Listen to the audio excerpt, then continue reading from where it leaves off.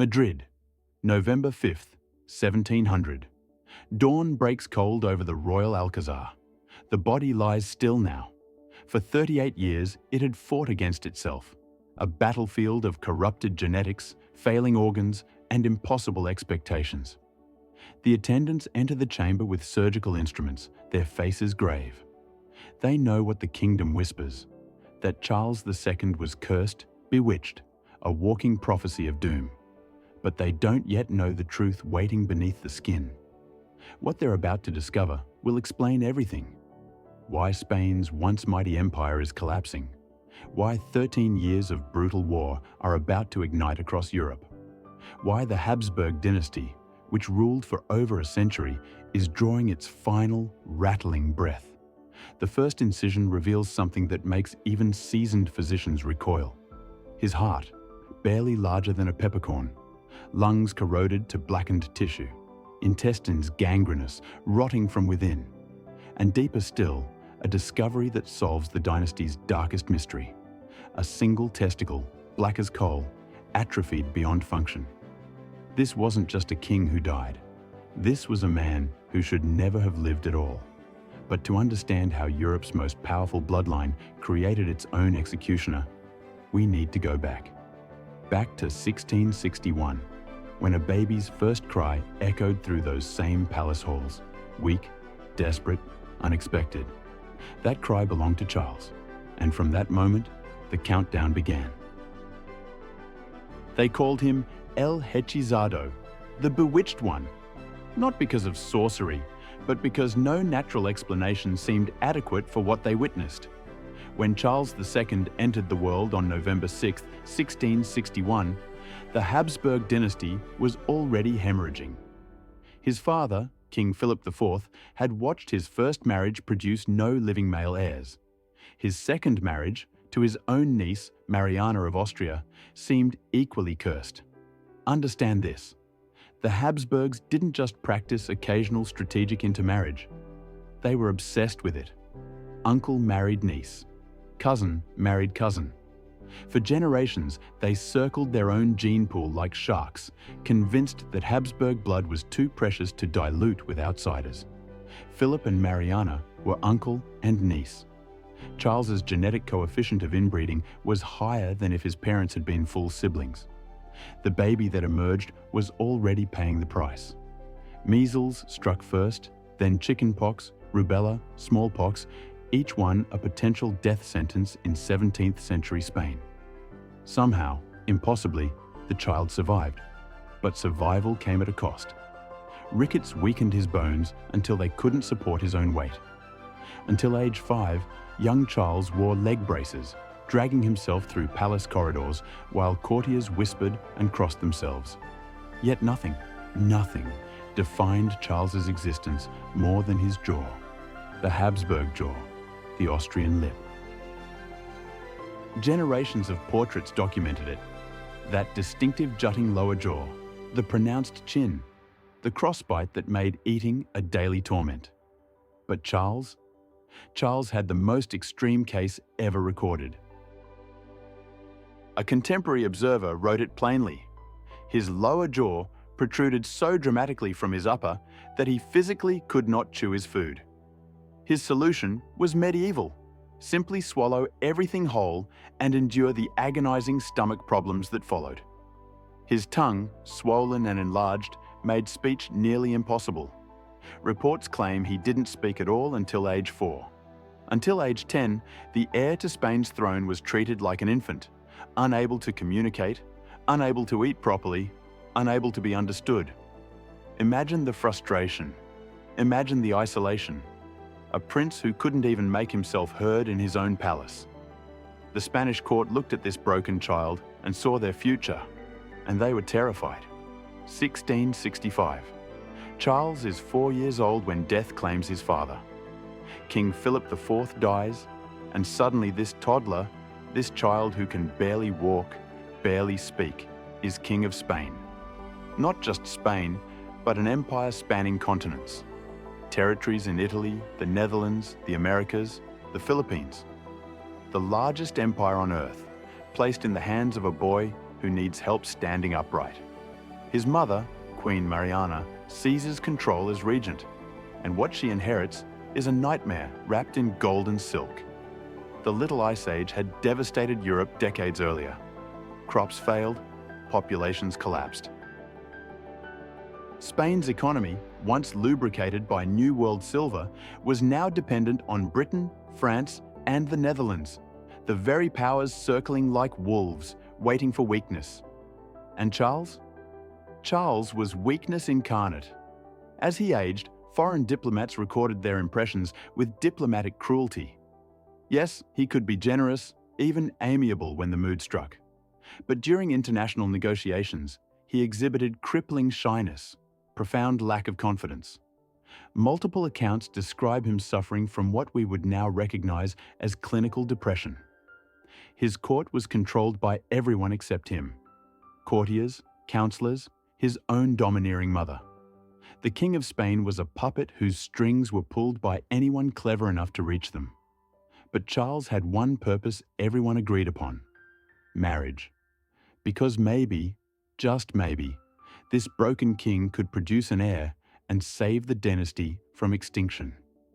The year Charles turned 18, his ministers arranged the match. Marie-Louise of Orléans, 17 years old, beautiful, cultured, the niece of France's mighty King Louis XIV. She was politically crucial, a bridge to French power. She was also in love with someone else, her cousin, the Dauphin of France.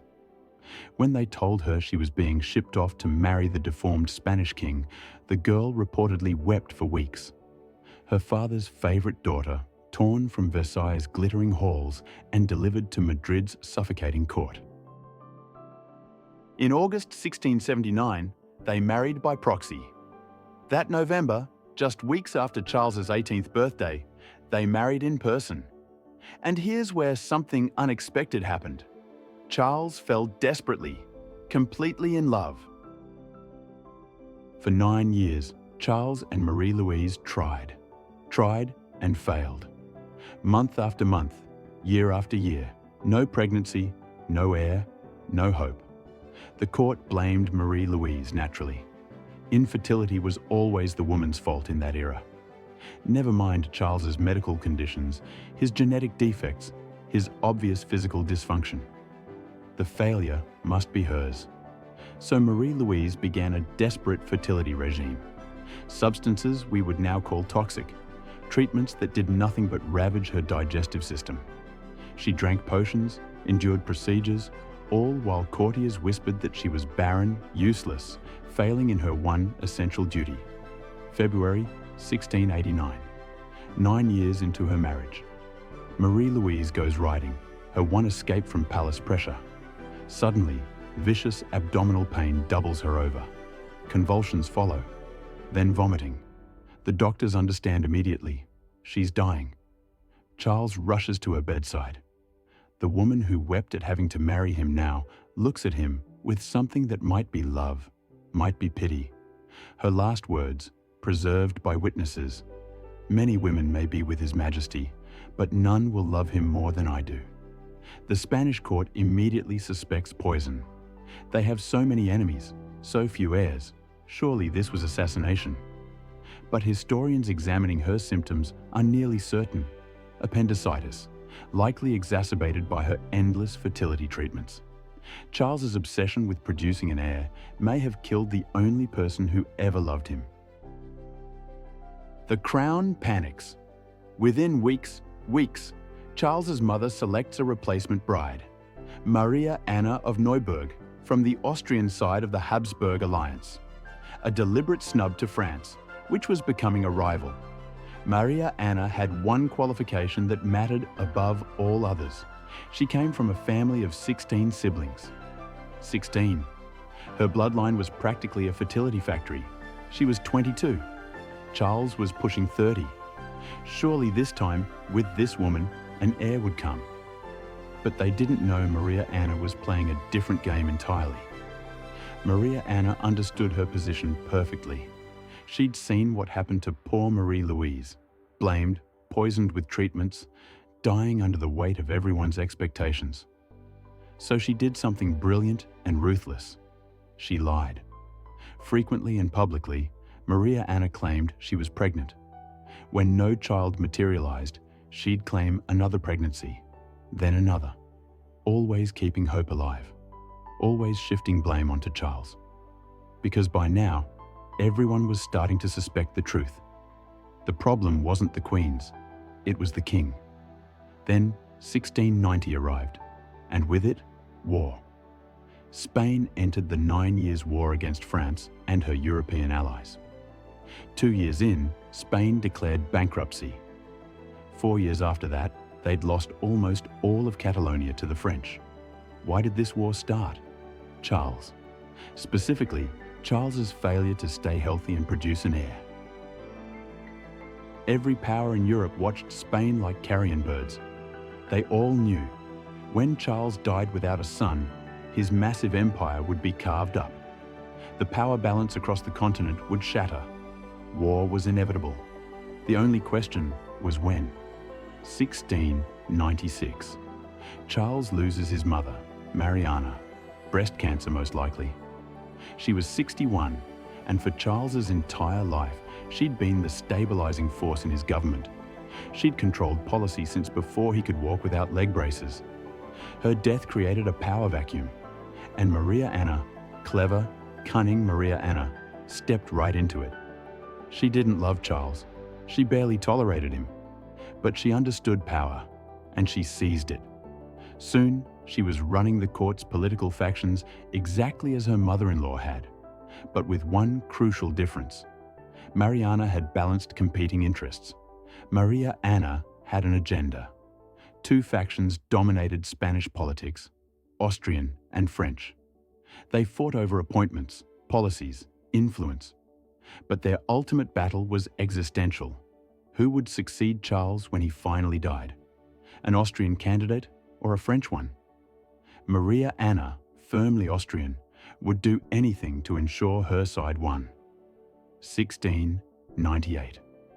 2 years after his mother's death, Charles falls terrifyingly ill. Panic spreads through European courts. Urgent negotiations begin. They need an official successor now, before Charles dies and chaos erupts. When the dust settles, Charles names Joseph Ferdinand of Bavaria as his heir. A victory for Maria Anna and the Austrian faction. She and young Joseph share the same noble house. But Charles goes further.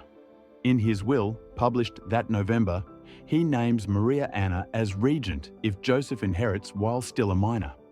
The Spanish court's reaction to this news? Complete silence. Shock. Maria Anna, already powerful, would become virtually unstoppable. Except death, as always, had other plans. 1699. Charles's heir, Joseph Ferdinand, dies unexpectedly. He's only 6 years old. Europe descends into frantic treaty negotiations for the second time in as many years. Charles's next choice gives Maria Anna even more reason to celebrate. Archduke Charles, her own nephew. The Austrian faction is jubilant, but they're celebrating on top of a volcano. Late 1700. Charles's health takes its final turn downward. For 38 years, he's fought to eat, to speak, to simply exist. Now, he can't eat at all. Starting in October, he begins visibly wasting away. The flesh melts from his bones. His eyes sink into his skull. There's no more time. And his courtiers know it. Many of Charles's Spanish advisors, particularly the Castilians, have always despised Maria Anna.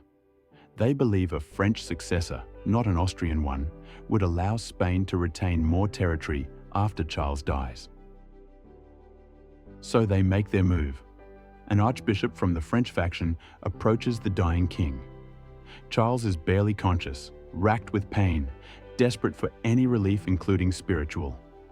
The archbishop whispers persuasively, "Philip of Anjou, grandson of King Louis XIV, a French heir would preserve Spanish unity. It's God's will, Spain's salvation." Charles, alone, suffering, confused, agrees. November 1st, 1700. Just days before his 39th birthday, Charles's body surrenders. Philip of Anjou is proclaimed King of Spain. Maria Anna, once positioned to rule as regent, is exiled to Toledo. All her cunning, all her maneuvering, erased by a deathbed whisper. But the real catastrophe is just beginning. All those treaties, all those negotiations, all those desperate attempts to manage Charles's succession, they fail completely. The War of the Spanish Succession erupts almost immediately. It lasts 13 brutal years. When it finally ends, Spain has lost massive territories. The Spanish Habsburg dynasty, which ruled for over a century, is extinct. But back to that autopsy, back to November 5th, 1700, and those horrified physicians. They document everything. His heart, absurdly small, the size of a peppercorn. His lungs, corroded to useless tissue. His intestines, gangrenous and rotting. And then, the final revelation.